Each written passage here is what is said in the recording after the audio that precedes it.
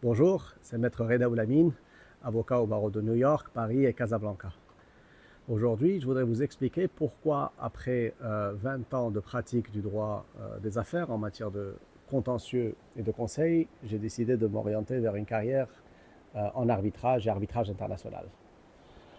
Alors, tout d'abord, donc pourquoi j'ai fait ce choix-là?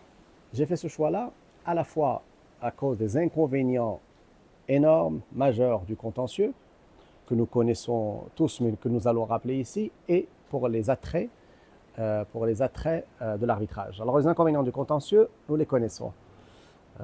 Parfois manque d'intégrité du processus, parfois manque de compétences, certaines lenteurs, et donc tout ça fait que le contentieux étatique produit des frustrations très importantes chez les clients et chez les avocats. Parallèlement à ça, de l'autre côté, nous avons les attraits de l'arbitrage. L'arbitrage est souvent un processus qui est discret, rapide et donc plus efficace, et il permet de trouver des compétences plus pointues dans tel ou tel domaine du droit. Par exemple, en droit bancaire, droit des assurances, droit de la propriété intellectuelle. Donc les attraits sont certainement très positifs. Maintenant, en quoi cela consiste-t-il? En quoi consiste l'arbitrage? Qu'est-ce que l'arbitrage? Eh bien, encore une fois, l'arbitrage est une justice privée. Justice privée, au lieu d'aller vers un juge étatique, nous allons vers un arbitre privé qui a en général une formation juridique, mais cela n'est pas obligatoire, et que nous payons pour trancher un litige qui soit commercial ou pas, international ou domestique.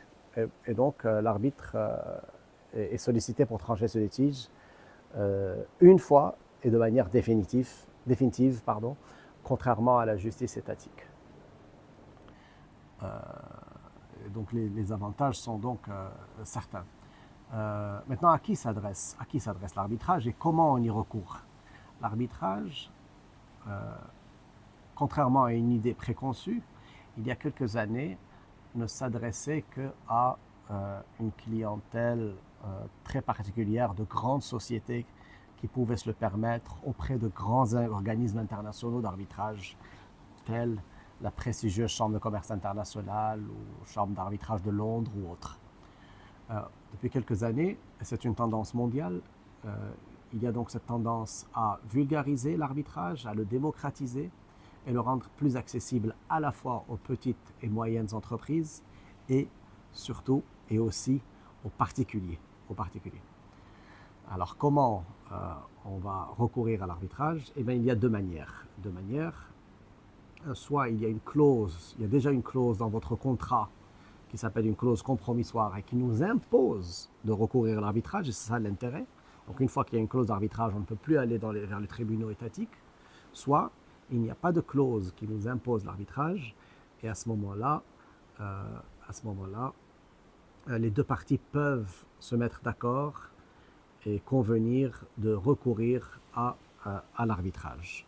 Si elles se mettent d'accord, elles confient le dossier à un arbitre, il est tranché en un temps très raisonnable et le problème est résolu de façon définitive, sans appel et sans cassation.